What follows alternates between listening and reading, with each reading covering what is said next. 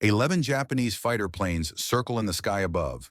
One single Marine Corsair airplane limps through the air, with smoke coming from a hole in its fuel line. The pilot has no height, no speed advantage, no help. The instruction book says to climb up and run away. He does the opposite. He pushes the control stick forward and dives down toward the ocean surface, flying the way he learned over Kansas cornfields at sunrise. The Zero planes follow, confused. 30 seconds later, their group is broken apart. Rabaul, February 1944. The sky over the Solomon Islands does not forgive mistakes. It smells of burning airplane fuel and ocean spray. The cockpit of an F4U Corsair airplane at 12,000 feet is tight, loud, and shaking with the rumble of 18 cylinders turning a huge propeller. The control panel glows faintly. The control stick shakes under rough hands. Below, the Pacific Ocean stretches endless and uncaring, swallowing crash planes without ceremony. This is Marine Fighter Squadron VMF 124, working from Torokina Airstrip on Bougainville. They fly long-distance protection missions deep into Japanese-held areas. The chances are calculated and harsh. Every flight costs fuel, machines, and men. New pilots arrive weekly, young and poorly trained. Some last 5 missions, some last 1. The math is simple. Japanese Zeros outnumber Marine fighters 3-1 in most battles. The Zero climbs faster, turns tighter, and is flown by pilots with years of combat experience. American rules are clear. Stay high. Use speed in diving attacks. Never ever turn with a Zero. The rules are written in blood. Improved over 2 years of Pacific combat. They work when pilots follow them. Survival rates get better. Breaking the rules means death. But the rules assume you have choices. They assume you can choose when to fight. Over Rabaul in early 1944, Marine pilots rarely have that luxury. They fly protection for bombers, photo spy planes, and supply runs. They cannot leave the planes they are protecting. When Zeros attack them from above, they take the first attack and try to survive long enough to escape. Most do not. The sound is what airmen remember. The roar of the Pratt & Whitney engine at full power. The rattle of gun cameras turning. The crackling of radio talk as pilots call out enemy positions. Enemy planes high, 3 o'clock, turn left. Then the scream of diving fighters. The hammering sound of 20mm cannon fire punching through metal skin. The wet sound of bullets hitting flesh. Sometimes the terrible silence when an engine stops or a wing breaks and a Corsair begins its long fall toward the sea. Into this dangerous place flies a pilot the squadron calls the Farmer. He does not look like a fighter. Tall, thin, with sun-wrinkled eyes and hands that remember steering a tractor before a control stick. A graduate of nowhere important with a background in farming. He speaks in slow sentences, as if checking each word for strength. His squadron friends call him slow. Some call him careful. He reads constantly, studies after-action reports, and asks questions that annoy his commanding officer. The winter of 1944 cut deep into the bones of every Marine stationed in the Solomon Islands. Heat turned flight suits into sweat-soaked second skins. Humidity fogged goggles within seconds of leaving the ready room. Below, the jungle stretched endless and green, hiding crashed aircraft that would never be found. Above, the sky belonged to whoever held height and aggression. This was the height of the island-hopping campaign. Marine Corps Aviation had promised itself to close air support and bomber protection, a plan based on the belief that air control could be taken through wearing down the enemy in firepower. In theory, groups of F4U Corsairs would sweep ahead of bomber groups, destroy Japanese fighters, and return home under the protective umbrella of working together. In practice, it was slaughter. Japanese fighters tore into the groups with organized violence. A6M Zero planes climbed high, put themselves with the sun at their backs, and rushed toward the Marines at closing speeds over 500 miles per hour. The head-on attack became the signature move of Imperial Navy fighter squadrons. It was brutal, efficient, and mentally devastating. The Corsair had 6 50 caliber machine guns, but the pilot had only seconds to aim, lead, and fire before the enemy flashed past or through the group. Most Marines went down without ever hitting their attackers in any real way. The pilots knew it, the ground crews knew it, the Japanese knew it. By February, loss rates on some missions were over 25%. Entire flights disappeared over Rabaul Harbor or the shipping lanes near Bougainville. Crews flew their tours in a state of accepting their fate, counting missions like prison days, knowing the odds were against survival. Into this environment came thousands of young men who had never seen combat. Farm boys from Iowa, mechanics from Detroit, college dropouts, and factory workers who had volunteered or been drafted into a war that demanded they climb into aluminum tubes and fly into storms of steel. They learned formation discipline, oxygen use, and how to aim a gun through frozen gloves at high altitude. But no one taught them how to survive when the rules failed. There was no manual for that, just acceptance and luck. VMF 124 tried tactics. Tighter groups, staggered heights, fighter sweeps ahead of the bombers when fuel allowed.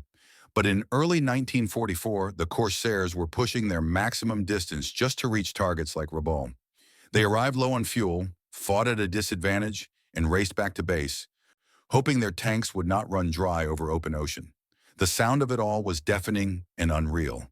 The roar of radial engines at cruising power, the rattle of gun turrets being test-fired, the crackling of radio talk, then the scream of diving Zeros, the hammering of cannon fire, the wet thud of bullets hitting flesh, and sometimes the terrible silence when a Corsair's engine stopped and the aircraft began its fall toward the sea.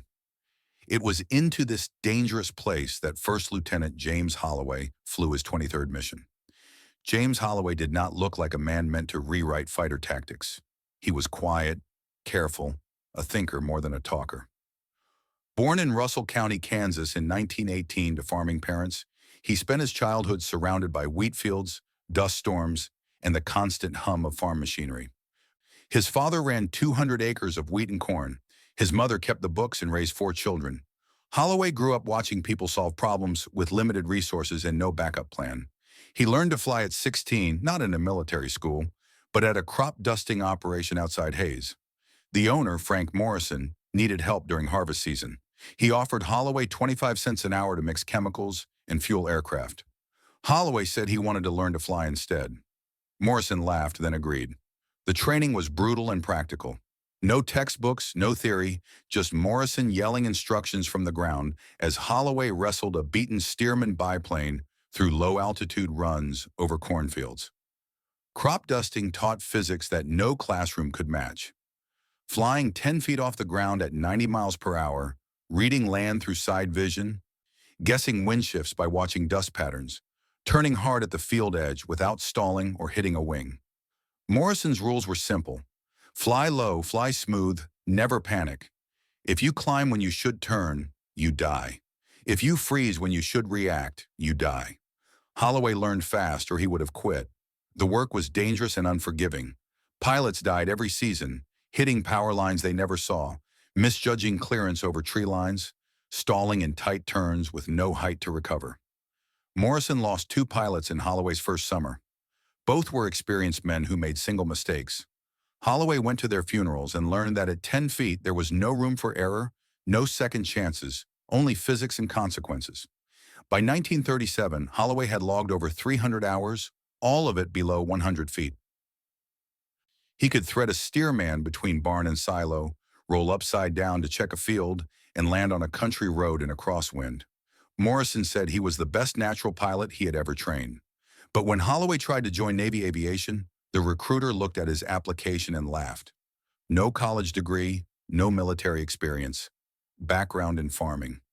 The Navy wanted academy graduates and engineering students, not farm boys who smelled of pesticide and engine oil.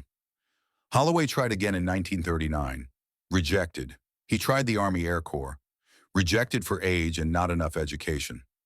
Frustrated, he returned to Kansas and kept flying crop dusters, saving money, waiting for a chance that seemed unlikely to come. Then Pearl Harbor happened. December 7, 1941 changed everything. Joining requirements dropped overnight. The military needed pilots desperately. Holloway walked into a Marine Corps recruiting office in Topeka on December 10th. He passed the physical. He passed the skill test. He signed the papers and shipped out to Pensacola for flight training in January 1942. He was 23 years old, older than most cadets, and carried himself with the quiet confidence of someone who had already survived 1,000 near crashes at treetop level. Flight training at Pensacola Naval Air Station showed the divide between Holloway and the other cadets. Most were college boys. quick with math and navigation theory, comfortable with military discipline and chain of command. Holloway was none of these. He struggled with classroom instruction. He questioned procedures that seemed inefficient. He flew with a smoothness that instructors noticed but could not quite explain. His landings were perfect. His aerobatics were good, but his approach to combat maneuvers felt wrong. Too slow, too careful, too much like a man saving fuel over endless wheat fields. One instructor wrote in his review, "Shows excellent aircraft control, but lacks aggressive instinct required for fighter operations. Recommend reassignment to transport or patrol duty." Holloway ignored the recommendation. He kept flying. He graduated in the middle of his class, neither celebrated nor dismissed, and received orders to Marine Corps Air Station Cherry Point in North Carolina for advanced fighter training. Cherry Point introduced him to the F4U Corsair, a huge, complex aircraft that scared most new pilots. The Corsair was fast, powerful, and unforgiving. It had a tendency to stall in tight turns. The long nose blocked forward visibility during landing. The landing gear was narrow and likely to collapse. Early models killed more Marines in training accidents than in combat. Holloway loved it. The Corsair reminded him of the overloaded crop dusters he had flown. Moody machines that required constant attention and smooth hands. He learned its quirks. He flew it the way Morrison had taught him, low and precise, never fighting the aircraft, always working with it. His squadron friends at Cherry Point called him the farmer. Some meant it as mockery, others said it with grudging respect. He did not drink heavily or chase thrills. He studied maintenance manuals. He asked crew chiefs about engine performance at different heights. He thought in systems, how the aircraft moved, how formations worked, where the weak points were. His peers respected him but did not fully understand him. He was skilled, calm, and oddly fearless in a way that seemed less like showing off and more like math. In November 1943, Holloway received orders to VMF 124, deploying to the South Pacific. He shipped out from San Diego in December, sailed through the Panama Canal, and arrived at Espiritu Santo in early January 1944. From there, he flew north to Toroquina Airstrip on Bougainville, a muddy slash carved into the jungle, home to 2,000 Marines and a dozen barely working Corsairs. His new squadron commander, Captain Richard Stafford, was a by-the-book officer, a veteran of Guadalcanal who valued discipline and formation strength. He did not encourage freelancing. When Holloway began asking technical questions during briefings about low-altitude tactics, Stafford answered sharply, "Rules exist for a reason. Pilots who break the rules die." The discussion ended there. But Holloway kept thinking. The problem facing Marine fighter squadrons in early 1944 was not just tactical, it was mathematical. F4U Corsairs were being shot down faster than replacements could arrive. Japanese Zeros, particularly the AI-6M5 version, controlled close-range fights. The Zero was lighter, turned tighter at combat speeds, and climbed faster below 15,000 feet. Its pilots were veterans, tested over China, the Philippines, in 2 years of Pacific combat. They hunted in coordinated pairs using height and energy with surgical precision. Marine rules acknowledged the disadvantage. Never turn with a Zero. Use speed and altitude. Attack from above. Escape in a dive. The tactics worked when conditions favored them, but escort missions to targets like Rabaul stripped away those advantages. The Corsairs arrived at maximum range, low on fuel, often jumped by Zeros diving from higher altitude. Rules said to go into a dive and run for home. Reality said the bombers needed protection, and running meant leaving them to slaughter. The math was brutal. In January 1944, VMF 124 lost 8 pilots in 4 weeks. Replacement pilots arrived green, trained stateside against cooperative targets and predictable scenarios. They lasted an average of 6 missions before being killed or wounded. The squadron operated in a state of constant loss, rotating fresh faces into cockpits still warm from the last person. Intelligence summaries documented the problem in clinical terms. Enemy tactics favor vertical engagement. Our fighters lack positional advantage at point of contact. Recommendations included better early warning, more fuel capacity, improved formation discipline. None addressed the basic issue. When Zeros held altitude and chose the terms of engagement, Marines died. Holloway watched this pattern repeat mission after mission. He flew escort to Rabaul, to Cavien, to Buka. He saw Zeros position themselves ahead of the bombers, roll upside down and dive straight through the formation.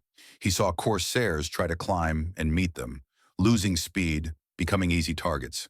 He saw wingmen break formation to chase Zeros into turning fights they could not win.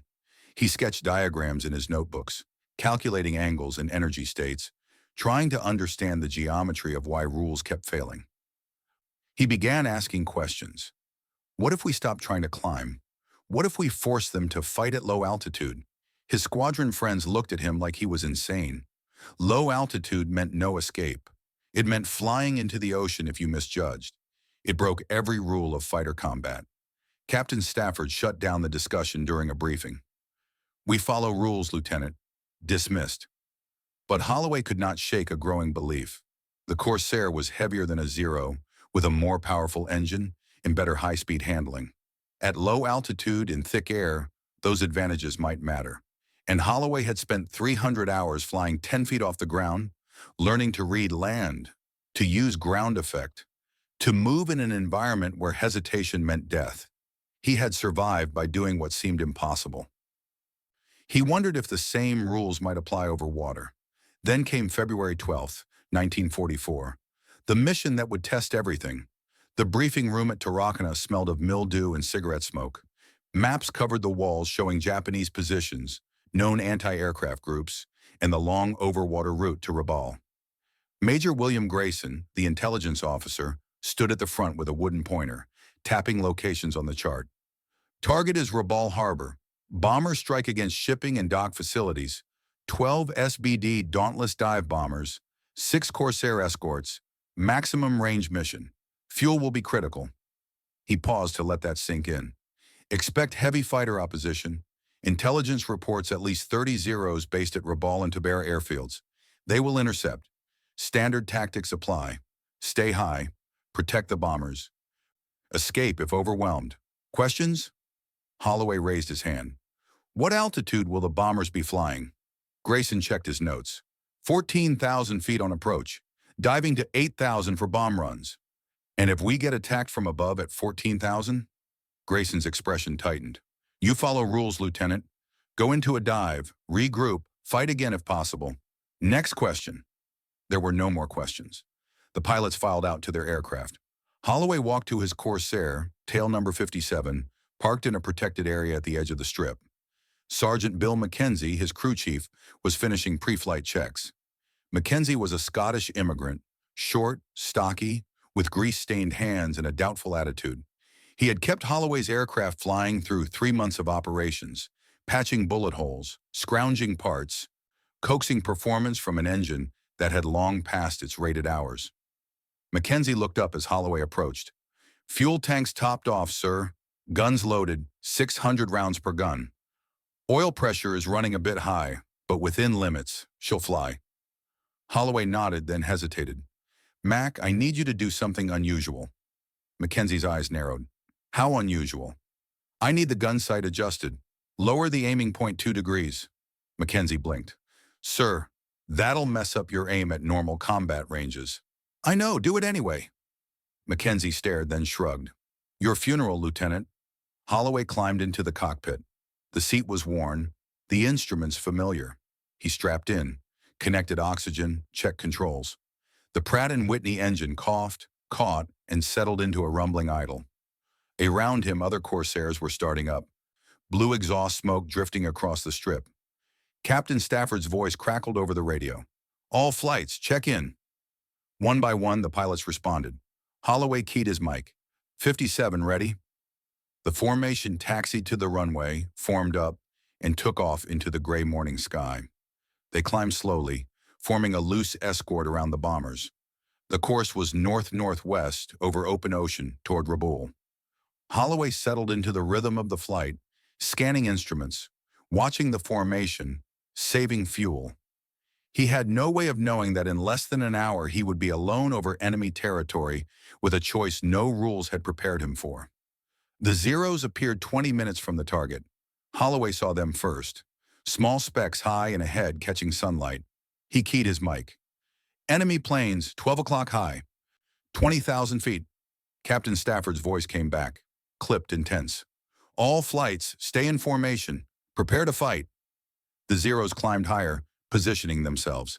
This was textbook Japanese tactics. Get above, get fast, dive through, and scatter the formation. The Marine Corsairs tightened up, trying to present overlapping fields of fire. The bombers flew on, committed to their run. Then the Zeros rolled upside down and dove. 11 aircraft screaming down at over 500 miles per hour. 20-millimeter cannons firing streams of tracers. The sky exploded. Stafford called the brake. Red flight, brake right. Blue flight, brake left. Holloway broke hard, felt the G-forces crush him into the seat. A Zero flashed past so close he could see the pilot's face. He pulled around, trying to aim, but the Zero was already climbing away, untouchable. Another Zero came in from his 7 o'clock. Holloway snap-rolled. Dove went faster. The Zero followed. His wingman, Lieutenant Marcus Chen, called out, 57, you got one on your tail. I see him. Holloway pushed the throttle forward, dove steeper. The Corsair sped up. The Zero matched him. They were already at 8,000 feet and dropping fast. Rules said, go faster, use speed to separate, then zoom climb back to altitude.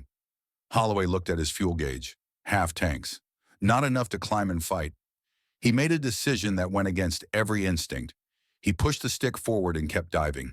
6,000 feet, 4,000, 2,000. The ocean surface rushed up, gray and endless. The Zero pilot hesitated, uncertain. American fighters did not dive to the deck. They climbed. This one was running out of sky. Holloway leveled off at 50 feet above the waves. The Corsair shook in ground effect, the thick air cushioning the aircraft. He reduced power slightly, slowed to 200 miles per hour.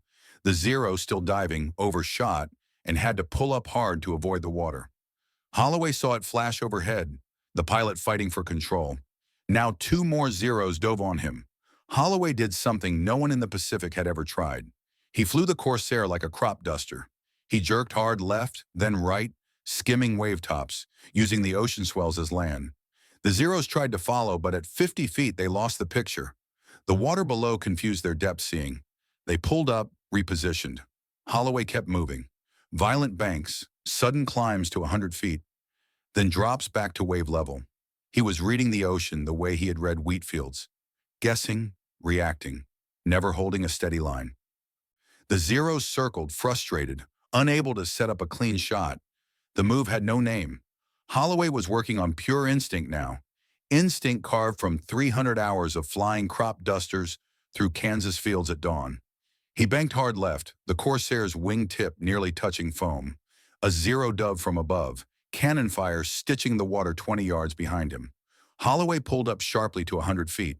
The sudden climb lost speed but forced the Zero to adjust its diving angle.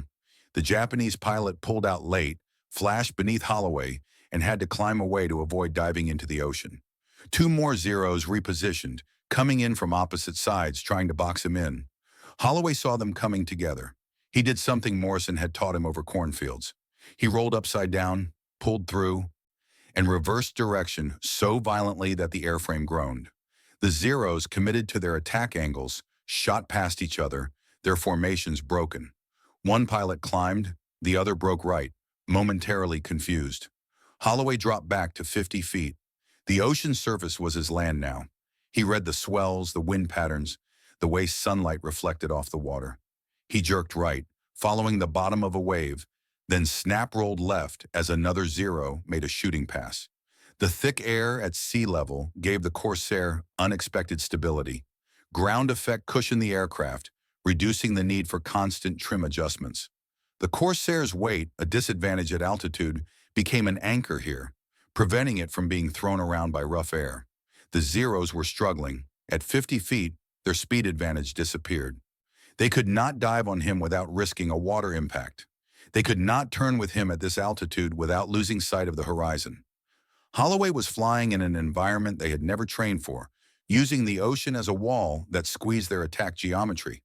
He sped up, went to 250 miles per hour, and flew straight for 30 seconds.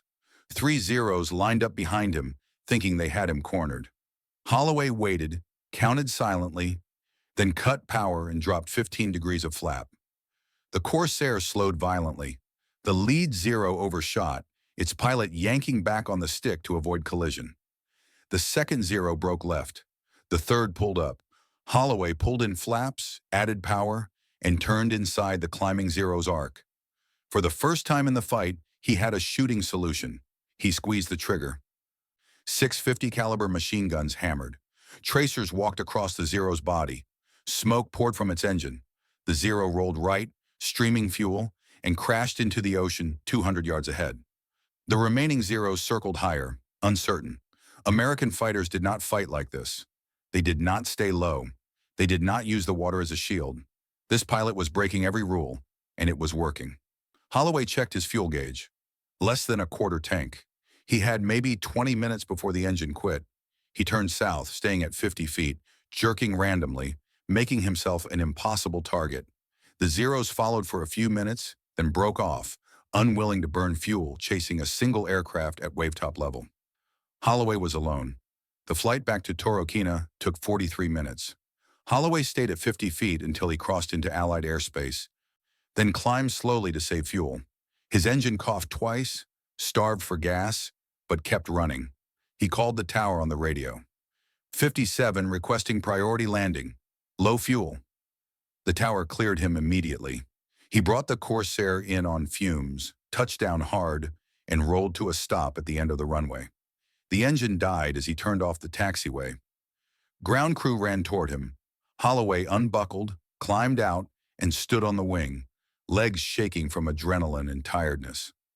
Sergeant Mackenzie arrived first, staring at the aircraft. "Sir, your wings are covered in salt spray. How low were you flying?" "Lower than I should have been," Holloway said quietly. Captain Stafford arrived minutes later, alive but angry. His Corsair had taken hits in the fight, and he had lost one pilot, Lieutenant Chen, Holloway's wingman. Stafford walked up, jaw tight. "Where the heck were you, Holloway? You disappeared off the radio." "Fighting at low altitude, sir. I had 11 Zeros on me." Stafford blinked. 11? "Yes, sir." Holloway's voice was calm, factual. "They attacked me after the first break. I went to the deck, flew wavetop level, used ground effect and hiding in terrain.